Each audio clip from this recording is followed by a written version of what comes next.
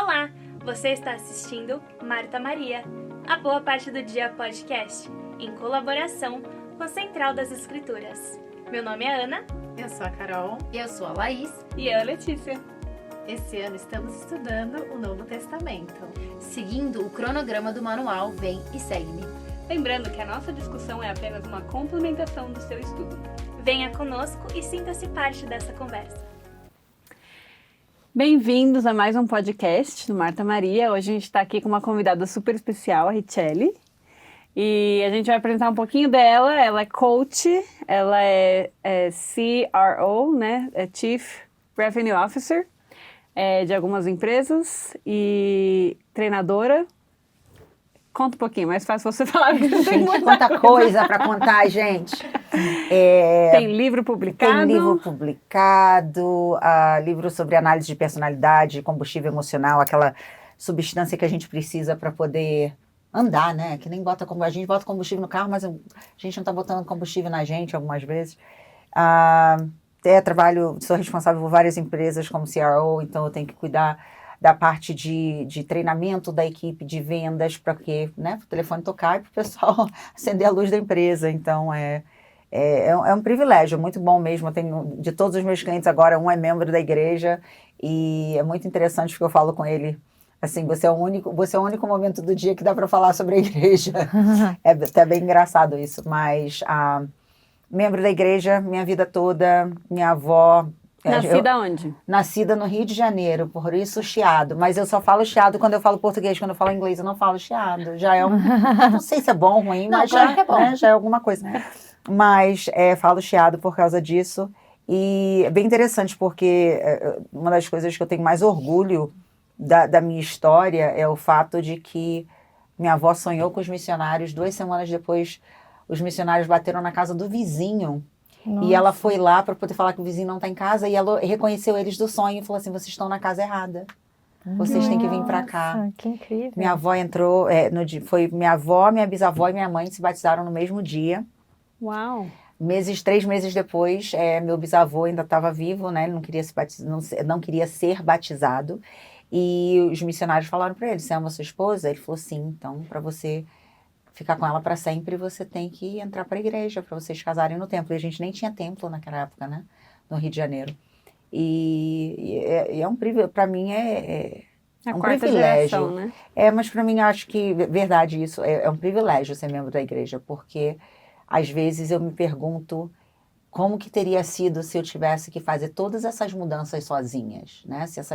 Se guardar o dia do Senhor, palavra de sabedoria, todos esses conhecimentos que são parte de quem eu sou, se eles não tivessem vindo, né, comigo de berço.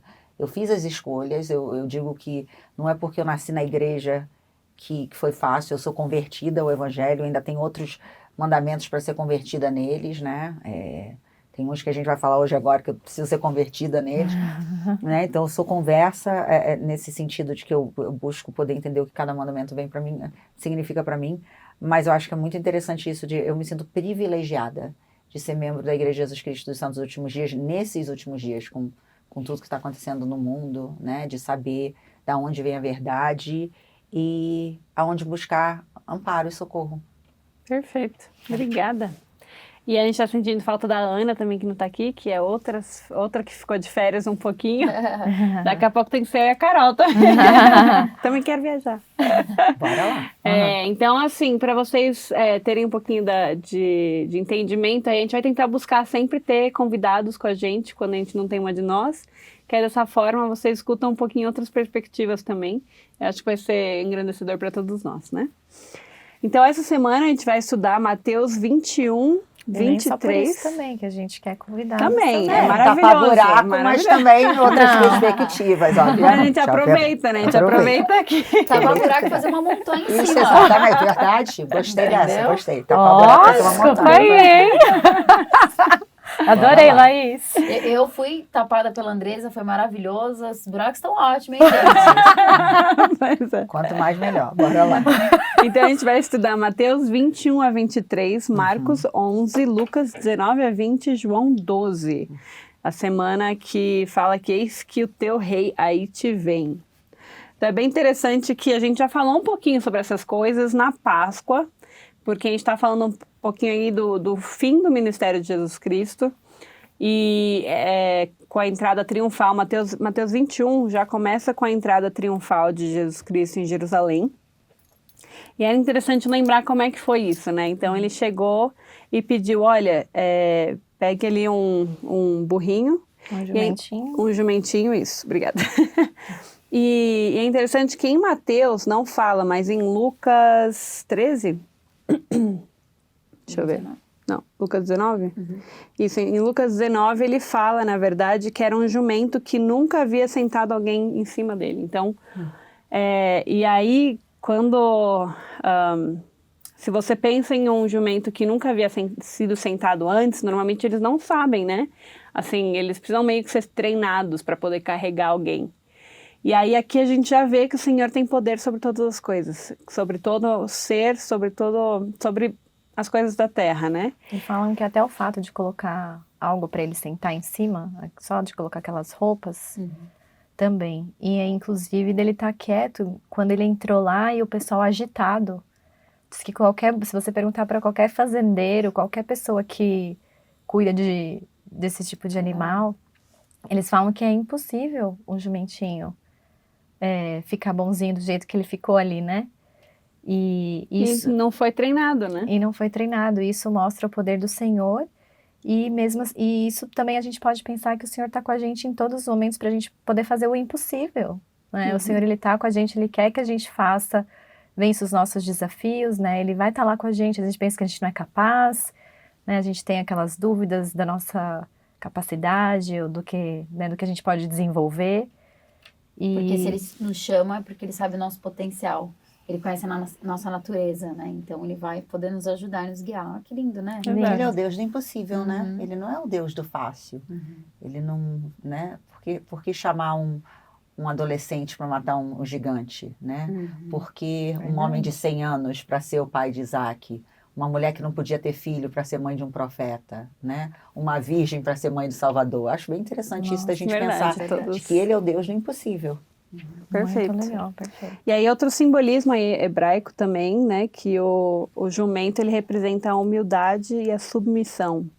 Então aqui o Salvador entrando em Jerusalém num jumento é simbólico da humildade e submissão que ele estaria vindo para sofrer na crucificação, né? Perfeito. Então ele entrou. E aí os judeus começaram a pegar as palmas e cortavam e jogavam as roupas, o que tivesse, eles estavam jogando para poder fazer Cristo bem-vindo, né? Porque eles tinham a crença de que Jesus Cristo ele iria trazer vitória para eles em cima dos romanos, né? Que eles achavam que, na verdade, Cristo ele ia apenas ajudar a vencer a guerra, né? Só que era muito mais do que isso. Ele veio para salvar a humanidade, né? Para ser o rei. E eles gritavam Hosana, Hosana, que significa o quê? Salve-nos. Salve-nos agora. Perfeito.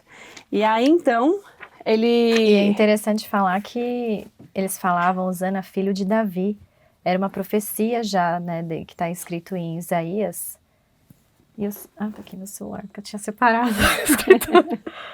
Eu acho interessante como deveria ter sido para Cristo ver todas as profecias dadas por ele, tendo sido cumpridas, né?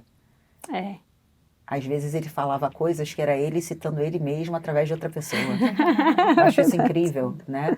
E pensar assim, muitas das vezes como os judeus, quando o Senhor faz uma promessa pra gente, enquanto a Carol tá buscando a escritura, quando o Senhor faz promessas pra gente, da gente buscar entender o que elas significam, porque ele era a fonte de água viva, né? Quem beber dessa fonte nunca mais sentirá sede.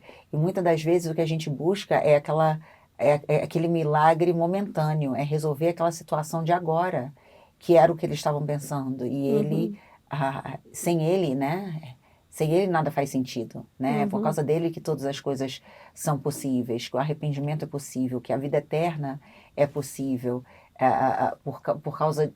pelo fato de que ele não veio só para ganhar uma guerra, né? Que ele podia ter resolvido com nem ter que piscar os olhos, só com pensamento, né? Então, poder ver dessa maneira também eu acho que é interessante. Então, a escritura está em Zacarias 9:9, não é isso, é Zacarias. Fala assim, alegra-te muito, ó filha de Sião, exulta, ó filha de Jerusalém, Eis que o teu rei virá a ti, justo e trazendo a salvação, humilde e montado sobre um jumento, sobre um jumentinho, filho de jumenta. Então, essa profecia realmente se cumpriu com o Salvador. E ele era o filho de Davi. A linhagem. A linhagem de Davi, exatamente. Aí fala que o filho de Davi era frequentemente usado para referir ao Messias esperado, como é evidenciado em vários lugares no Novo Testamento. Portanto, a relação de Jesus com Davi é fundamental para a identificação de Jesus como Messias prometido. Então, realmente, ele era da linhagem, né? Como Isso mesmo. a Ri falou pra gente aqui. E aí, de manhã, quando ele voltou para a cidade, né, ele estava com fome, aí ele viu uma figueira. Eu gosto muito dessa história, porque ele, com fome, ele queria um figo e lá não tinha figo, né, e ele ficou bravo, e foi lá e amaldiçoou. E aí fala, né, que depois eles voltaram, mas tem duas partes, né, na verdade, eu não lembro se é em Lucas, mas em um fala que eles voltaram e a figueira estava seca. Em outra escritura fala que naquele momento secou, ele amaldiçoou a figueira e ela já secou. Então aí, de novo, o poder dele sobre todas as coisas. Né? E aí isso simboliza os judeus hipócritas, religiosos, os líderes religiosos que fingiam, né, que estavam produzindo bons frutos, mas na verdade eles só queriam reconhecimento próprio, só queriam se beneficiar, né? E eu achei muito legal que em Mateus 23, ele cita muito essa hipocrisia, né? Antes de você falar, tinha um negocinho que eu queria ler de filho de Davi, que eu tava procurando tá e bom. agora eu achei. falar? Não, eu ia falar uma coisa sobre ser filho de Davi, que eu não comentei, e rapidamente, que fala que Jesus, ele é o rei legítimo de Israel, porque tem a mesma descendência. Então, ele é legítimo para ser rei do mundo inteiro, né? Então, tem mais isso mesmo. E fala que ele tem autoridade divina para governar sobre todas as coisas. Então, o Salvador realmente é uma indicação da sua posição como Messias e Salvador. Então, esse evento triunfal, ele cumpriu mesmo todas as profecias. Perfeito.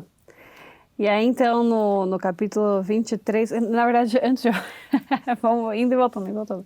É interessante que a gente falou isso, acho que um dos primeiros capítulos que a gente estudou com os nossos podcasts, eu lembro de ter estudado sobre a genealogia de Jesus Cristo, né? Que era a sétima, foi. era 14, era tudo múltiplo de 7, né? Que levava até Davi. Então é bem interessante como tudo se encaixa, né? Tá tudo conectado.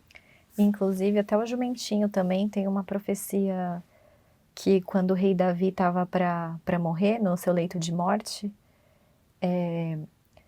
ele veio a mãe dele, a mãe de algum outro profeta, falando que ele ia perder a herança, alguma coisa assim. Então, Davi sai do leito, que ele estava doente, foi resolver e foi ungir essa pessoa, e essa pessoa foi no jumentinho e fez o mesmo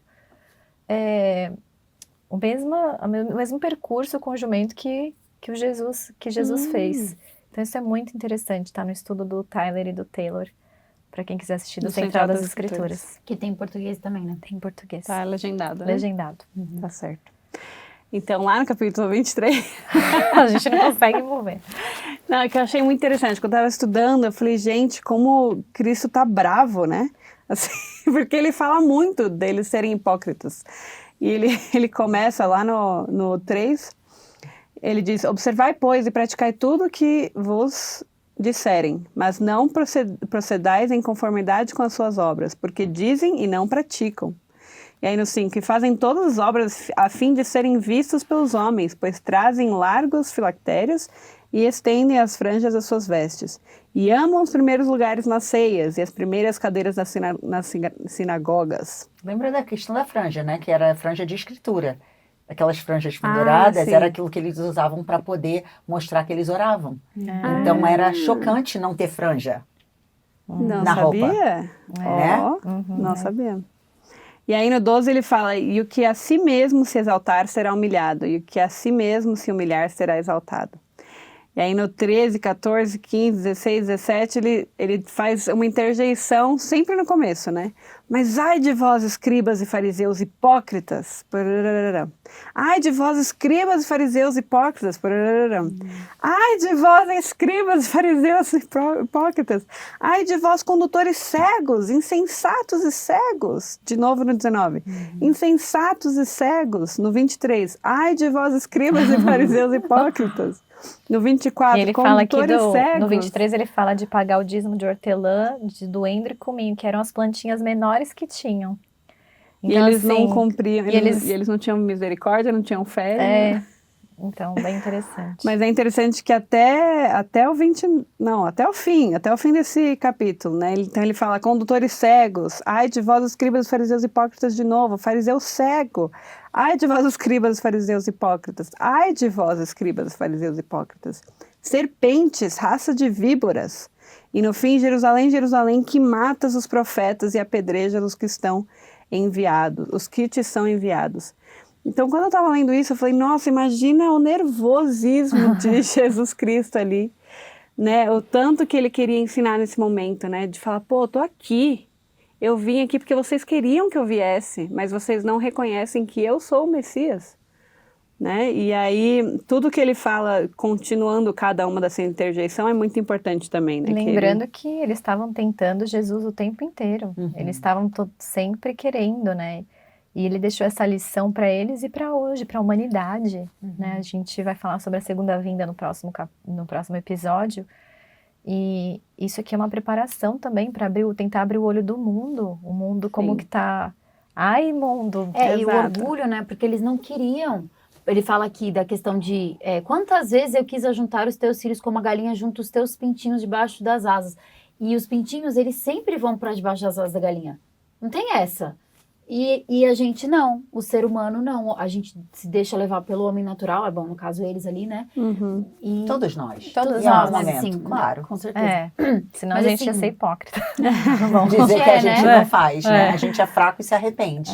E eu acho interessante que no 30 ele fala, e dizei, se tivéssemos vivido no tempo de nossos pais, nunca nos associaríamos com eles para derramar o sangue dos profetas. Mas assim, vós mesmos testificais que sois filhos dos que mataram os profetas. E aí ele está fazendo a mesma coisa, né? Eu acho que a grande pergunta é qual a diferença de ser hipócrita e ser fraco? Né? Porque o que acontece? Muitas pessoas na igreja, elas falam assim, fulano é hipócrita. Eu falo assim, hipócrita por quê? Por quê? Eu falei, não, explica. Né? Porque hipocrisia, nesse contexto, é fazer algo para mostrar para os outros que você é quem você não é. Né? Nós não temos o costume na igreja de ir para o púlpito, por exemplo, e falar de todos os nossos pecados antigos e de como a gente se arrependeu. Não é costume da nossa prática religiosa fazer isso. Mas a questão da hipocrisia, né, a meu ver, né, adoraria ouvir o que vocês têm que falar sobre isso. Para mim, a questão da hipocrisia é aquela assim de estou fazendo tudo errado, de segunda a sábado, e agora vou aparecer na igreja com minha cara de domingo, minha roupa de domingo, e vou apontar o dedo para todo mundo. Isso é hipocrisia, né? Que é diferente de fraqueza. Porque muitas pessoas, eu já vi muitas pessoas se afastarem do evangelho porque elas falam assim, eu não quero ser hipócrita. Eu falo, o que isso significa? Você vai com as suas dificuldades, você vai querer ser a presidente da Sociedade de Socorro? Não, nem posso. Então por que você não é hipócrita? A igreja é um hospital. E a gente vai para o hospital quando a gente está doente. Agora, se você está lá morrendo, você não vai fazer cirurgia em ninguém. Exatamente. Né? Então, assim, eu acho que olhar por essa mentalidade pode ser um bálsamo também para a vida de muitas pessoas que às vezes olham essa escritura como eu tenho tanto defeito, eu tenho tanto problema, eu sou pecador, a igreja não é lugar para mim. Não, a igreja é lugar para você. Porque só a mão do mestre pode nos resgatar se a gente estiver buscando, né? Então, eu acho que pensar um pouco nisso, da diferença de hipocrisia e fraqueza é dificuldade. E isso, como você falou, vem de encontro ao que até você falou no começo, que ele é o Deus do impossível. Então, ele sabe de todas as nossas enfermidades e ele quer que a gente volte, que a gente, por mais que a gente esteja passando, ele é o Deus do impossível, ele pode te dar esse bálsamo e é só ele, né? E aí a gente encontra ele aonde? Para pensar. Isso mesmo, verdade. Não, mas eu achei poderosíssimo, porque é exatamente isso. A gente muitas vezes, né, pensa nessa forma aí também de não querer ser hipócrita, então eu não posso ir para a igreja, né, porque senão eu tô ensinando uma coisa, mas estou fazendo outra. Mas muitas vezes a gente precisa ir para a gente poder, às vezes, quando a gente ensina, a gente também aprende, né? Muitas vezes, na verdade, não é às vezes, a maioria, todas as vezes. Sempre que a gente vai dar um discurso, né, o que a gente, na nossa igreja, na sacramental, a gente faz uma oração, a gente canta, a gente toma um sacramento, que é a ordenança semanal, que a gente... Pra gente lembrar dele. Que a gente vai estar sempre lembrando dele, e aí a gente tem alguns discursos, e esses discursos, muitas vezes, nós mesmos que vamos dar, ou algum líder da nossa ala, né, da nossa comunidade ali, mas qualquer pessoa pode ser chamada para dar discurso, e sempre que você recebe um discurso, você pode receber um tema, então eles falam, né, escolhe um desses daqui, enfim. E é interessante que sempre que eu precisei dar um discurso, quem sempre aprendeu mais fui eu, né, assim, era aquilo que eu precisava ouvir, era aquilo que eu precisava falar sobre para poder entesourar mais aquilo dentro de mim. E a gente nunca tá perfeito, senão a gente não tava aqui, né? Se a gente não era pra gente estar aqui. E você falando esse exemplo me lembra, em relação à fraqueza, a gente é humilde. Quando a gente é fraco, eu acho, a gente reconhece que a gente precisa do Senhor, de algo maior. E já a hipocrisia, não preciso de Deus, eu só vou lá fazer meu papel, talvez. Mas é exatamente isso, a diferença maior é que a gente pode ser forte, né? A gente pode se tornar pessoas melhores quando nós somos fracos, diferente da hipocrisia, a gente já se acha melhor do que o outro, né? E aqui eles nunca queriam, eles sabiam que ele era o Cristo e eles queriam provar o contrário, eles queriam fazer com que ele caísse em alguma tentação, eles queriam mostrar que eles eram os donos da lei e que eles mereciam o cargo que eles tinham. Né? E por isso que ele ficava tão bravo, né? Tão chateado, tão desesperado com essa situação, né? Porque ele já tinha dado tudo o que ele podia dar para poder convencer eles do contrário.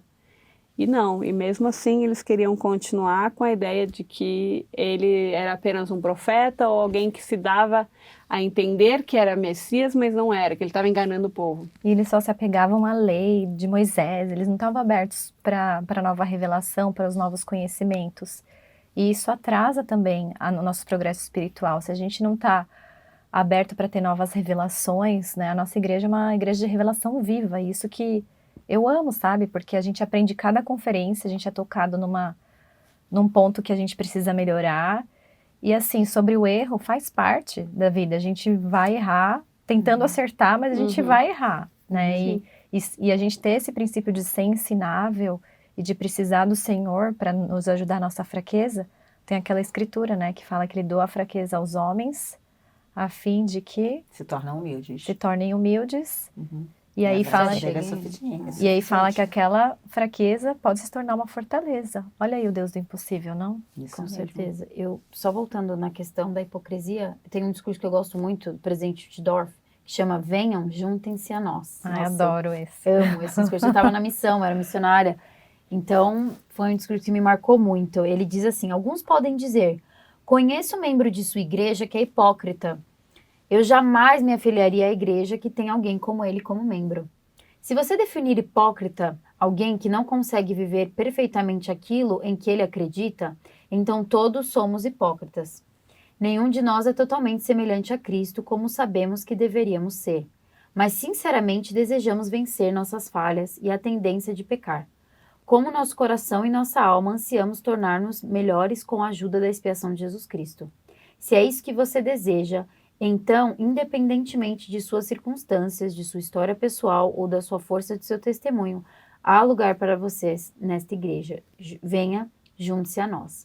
Claro que eu não estou comparando aqui com a hipocrisia que Jesus falou que é real, né? Estou falando com o que a Ri falou, em contrapartida, se a gente tiver alguém que fala, mas espera aí, eu conheço ali a Laís, eu conheço a Letícia, eu sei que ela tem aquele defeito, né? Na verdade, a gente está aqui compartilhando de experiências, nosso testemunho, né? Mas todas nós também temos os nossos erros, né? Também. Acho que é interessante com relação a isso também Se alguém que estiver ouvindo aqui, né, estiver numa situação onde você tem um cargo de liderança na igreja e você está quebrando um mandamento que você sabe que você tem que se arrepender, que você busque o arrependimento e não continue naquela posição, né? Porque tá nisso aí a questão da hipocrisia. É verdade. Né? Que se eu estou numa posição de liderança e as pessoas estão me vendo e eu estou quebrando um mandamento que, né, por exemplo, me preveniria de ir ao templo, que eu não vá ao templo, que eu resolva isso antes, né? Porque Não ter vergonha do mundo. De não ter vergonha disso, porque muitas das pessoas, eu já vi isso ainda mais na nossa cultura brasileira, que o que leva a essa tal hipocrisia é querer a glória dos homens e não, mas se eu fizer isso, o que vão achar de mim? Né? Sim. Com o tema de semana que vem, que é falar sobre a preparação para a vinda de Cristo, isso é o mais importante. Né? E não o que as pessoas vão achar de eu não estar tomando sacramento, ou de eu ter que dizer que não vou poder ir ao templo, ou não essas coisas, porque não só vai machucar a pessoa, mas eu acho que também contamina as pessoas ao redor, que começam a achar que esse tipo de comportamento é ok, é beleza, né? Porque afinal de contas a pessoa come, bebe, diverte, chega domingo ali, toma o sacramento e tá tudo resolvido, né? Bem por aí, né? E muitas vezes também eu já vi casos de pessoas voltarem para a igreja e fazerem o possível para se arrepender e consertar seus erros, mas aí tinham aquelas pessoas que só relembravam. Muito né? triste. E aí essa pessoa não conseguiu se manter firme, porque tudo que ela tentava fazer, tentava conhecer uma pessoa nova, aquela pessoa nova achava, né, que aquela pessoa era maravilhosa, mas alguém ia lá no ouvido dela e falava, olha, Triste ele isso. fez isso, isso e aquilo, então não fica com ele. Então é triste, né? Porque a gente podia estar ajudando a salvar uma pessoa, ajudando enfim, O a rótulo mudar. acaba, né? Rotular Exato. alguém é muito complicado. Exato. E a gente acaba sendo um pouco hipócrita nisso, né? Com A gente ensina sobre arrependimento, sobre a possibilidade de todos nós sermos pessoas melhores, e aí a gente não ensina isso, né? Com certeza, eu vi muitas pessoas também que eu entendo que a gente quer viver uma vida integrada, equilibrada e certinha. Então eu gostei muito dessa igreja, eu gostei muito, eu sou cristão, quero conhecer mais essa igreja, mas assim, eu preciso então parar de fumar primeiro, aí eu vou lá. Aí eu vou parar o meu vício, eu vou parar isso, aquilo, aí eu vou lá. Mas venha primeiro e você vai receber força extra para parar o que for que está te impedindo de viver uma vida na qual você quer, né? Na qual o Senhor tem mostrado para você, né?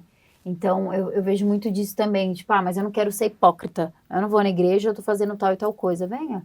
E aí eu acho que tá aí nós chegando próximos aí da segunda vinda do Salvador Jesus Cristo, né? E preparados para termos outros olhos como membros da igreja, né? Venham até nós, do jeito que você vier, que você tiver. Eu também tenho muitos defeitos. Eu Laís, nasci de eu tô lembrando aqui de Nef, nasci de bons pais. Meus pais já eram da igreja quando eu nasci, né? Então eles tinham feito o convênio do casamento eterno, então eu nasci no convênio, assim que a gente fala. Mas eu sou humana, né? Eu via muito isso na escola. Nossa, mas você não é morma? Mas você não é morma? Mas não sei o quê. Sim, eu sou, mas eu tenho os meus defeitos também. Eu tenho minhas fraquezas também, sabe? E é pra isso que eu tô lá, entendeu? Se eu falo de Cristo, é porque é Cristo. Eu não tô falando de mim, eu não tô falando de tal líder. Eu tô falando de Cristo, né? Eu tô focando em Cristo.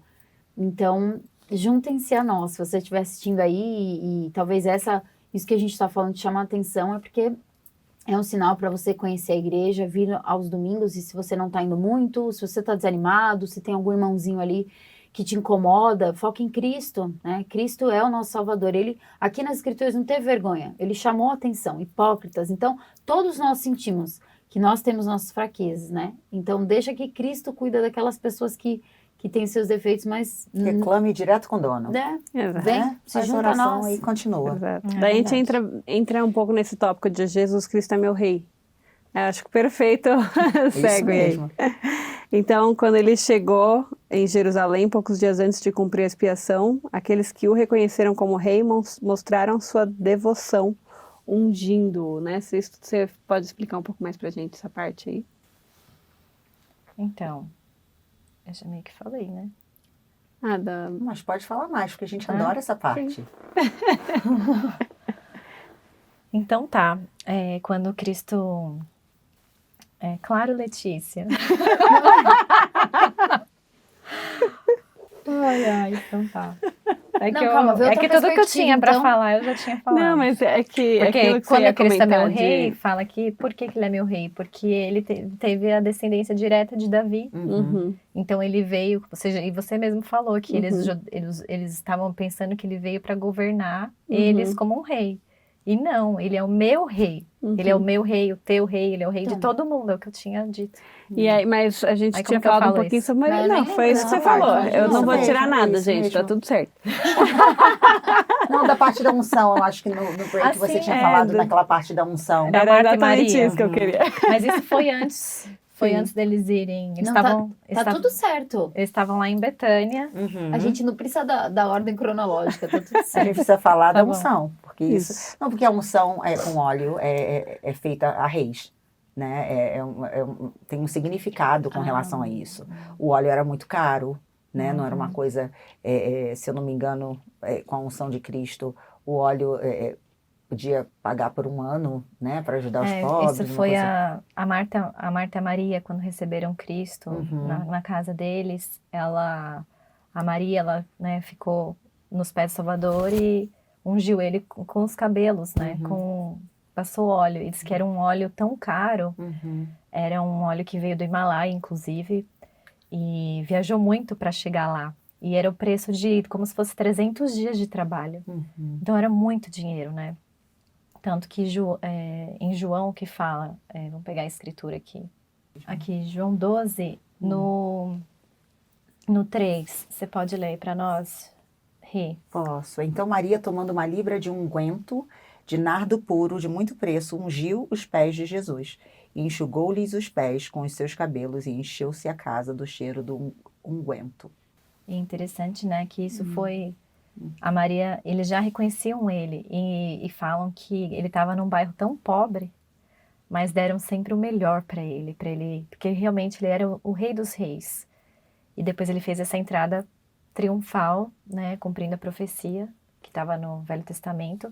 E isso mostra que ele é o rei de todos nós, é o meu rei, é o teu rei.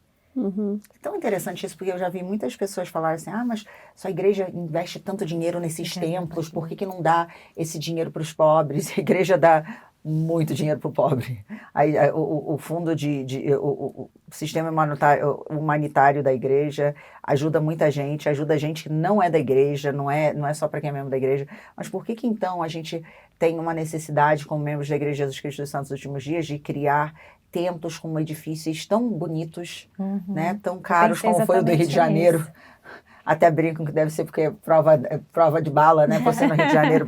Por que a gente faz essas coisas? Porque o melhor tem que ser para o Senhor. O melhor tem que ser para o Senhor, né? O melhor de mim, o melhor da minha vida, o melhor da minha casa.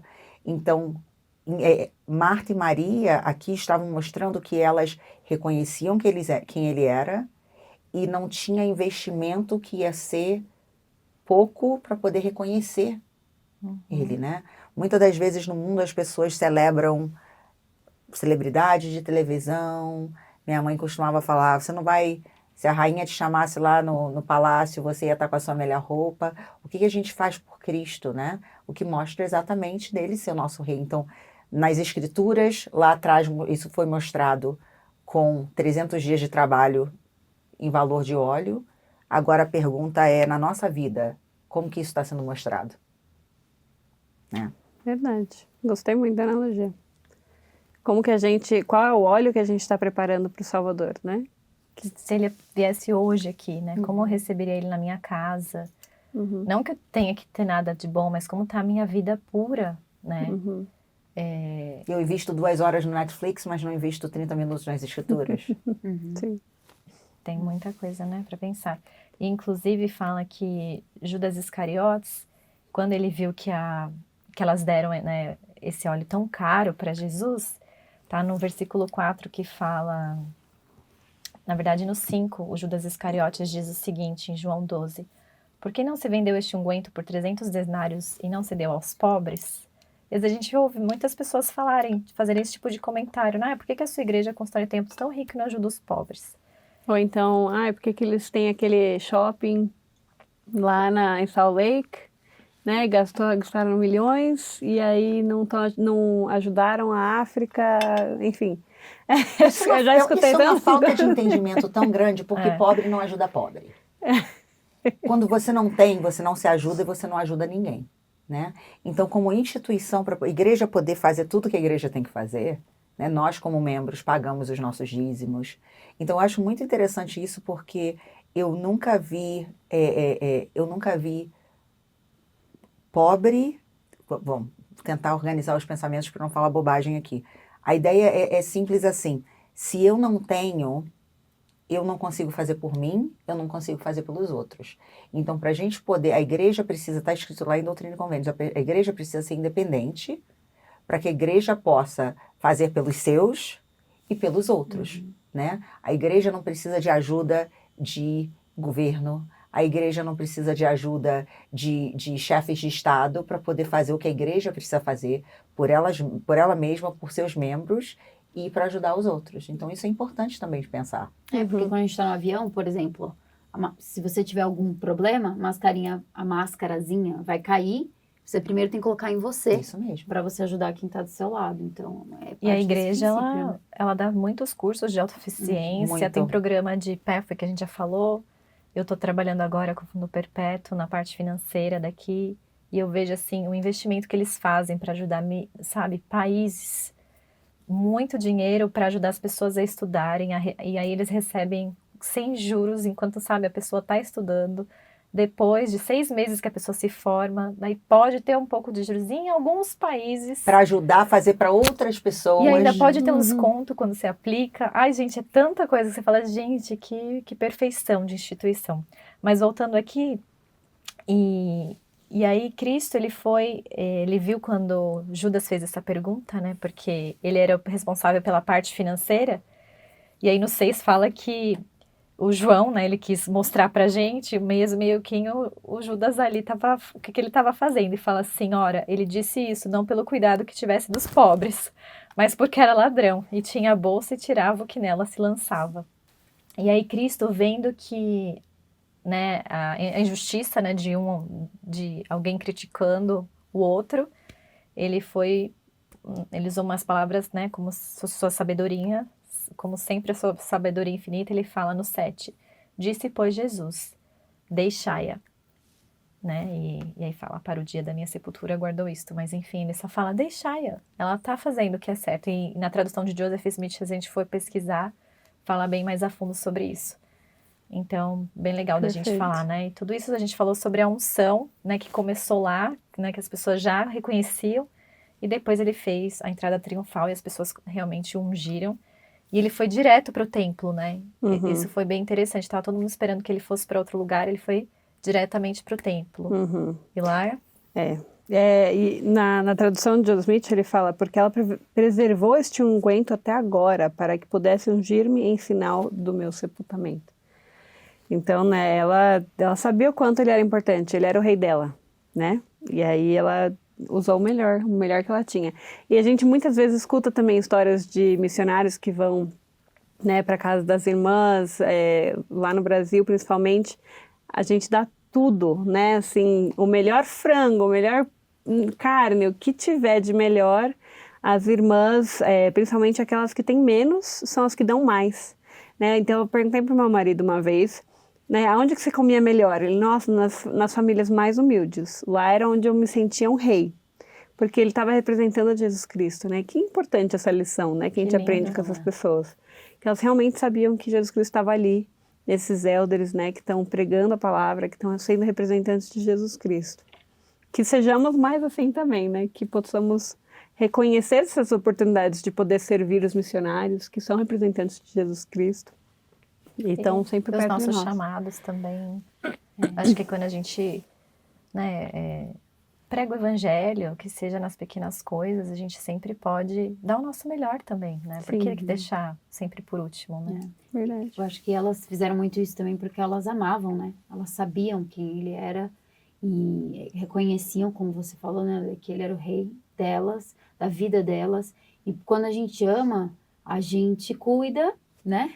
E a gente obedece, por exemplo, de um pai, uma mãe, né? Isso vai falar também mais pro final sobre os mandamentos, que é amar a Deus e amar o próximo, né? E esse tá bem linkado com isso daí. Que você tá Exatamente. falando do amor, né? Que a gente não faz por... Já entra nesse tema então, Vamos Laís. entrar, Vamos eu acho que é um bom segue here. E então, por exemplo, o amor, né? Quando Pedro, né? Quando Jesus pergunta para Pedro, em João, não tá aqui, mas eu estava lembrando disso, sobre, na verdade, no discurso que eu li. Pedro, tu me amas, né? O Senhor pergunta 3 vezes. E ele fala o quê? Guarda meus mandamentos. Guardar meus mandamentos, né? Então, aqui continuando Tem em o Mateus, apacenta as ovelhas também. Qual citação que a gente está usando para isso? é esse mesmo. O do apacenta as ovelhas? Primeiro ele fala, apacenta ovelhas, depois guarda os mandamentos, não é? Nós temos que fazer todos os dois, né? É importante. O negócio é obedecer, porque eu acho até interessante depois quando o Senhor fala assim, Pedro, para onde vais? E ele fala assim, para onde que eu vou? Como que eu vou te abandonar se você é onde tem a palavra do que eu preciso? Para então, onde mais poderia ir, para né? onde mais poderia ir, realmente. certeza. Então isso é interessante, porque como... Achou, Carol? O negócio aí, então... Apacenta minhas ovelhas. apacenta minhas ovelhas. Minha avó falava pra gente, você me ama, então guarda os mandamentos. Todo dia que a gente saía de casa, minha avó falava, lembre, conserve tua rota, guarda os mandamentos, seja um bom exemplo. É isso mesmo. E aí, aqui no 20... Que vai estar de a ver com o segundo mandamento, Isso, que é que é apacentar as ovelhas. isso mesmo. Então, o primeiro mandamento, né? Uhum. Amar a Deus, né, de todo o nosso coração. Pode falar. Isso mesmo, Não é? exatamente, né? Então, eu só ia dar uma Isso, explicadinha primeiro, do que é amar os mandamentos, de que os depois. saduceus tinham jogado para Cristo, porque eles não acreditavam na ressurreição, e aí eles jogaram com a questão do casamento após a morte, falando, se uma mulher casar com o primeiro irmão, depois tem que se morrer, tem que casar com ele, né? Só para confundir e pegar o Salvador, né? Mas, e aí os fariseus, vendo que eles estavam quietinhos, eles foram lá e perguntaram para o Senhor, né? Um doutor da lei interrogou e falou, mestre, qual é o grande mandamento na lei? E Jesus disse-lhe, amarás o Senhor teu Deus de todo o teu coração e de toda a tua alma e de todo o teu pensamento. Este é o primeiro e grande mandamento. E o segundo, semelhante a este, é amarás o teu próximo como a ti mesmo. Destes 2 mandamentos dependem toda a lei e os profetas, né? Então, o Senhor já deixou claro ali que... E uma coisa interessante de pensar que dos 10 mandamentos, os primeiros 3 é nosso relacionamento com Deus. Que ele fala amar o Senhor, depois amar o próximo. E aí fala de não tomar o nome do Senhor em vão, né? E até o 4, né? Que fala lembra do sábado, que é em relação a ele. E a partir dos 5... É no nosso relacionamento com as pessoas. Ele já começa a honrar teu pai e tua mãe, não matar o próximo, não adulteras, não furta, não dirá falso testemunho, não cobiçarás. Então, bem interessante, né? Que É a base. todos eles envolvem isso. Amar a Deus e amar o próximo, né? Você sabe o que eu estava lembrando do último discurso do Elder Holland? Eu acho que foi em outubro de 2022, que ele falou que esse é o maior mandamento, mas que a maior verdade é que no começo, antes de tudo, Deus já nos ama de todo o seu coração, poder e legal. mente, né? Que essa é a maior verdade. E eu achei isso interessante também, porque quando a gente fala sobre o que a gente tem que fazer por ele já fez isso pra gente, né?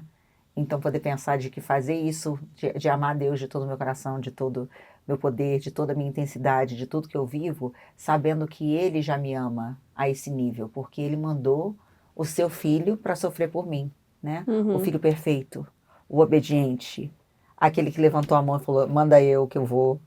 Ele que veio, né? Então, assim, tem que ter um amor muito grande para você sacrificar aquilo que você tem de melhor verdade.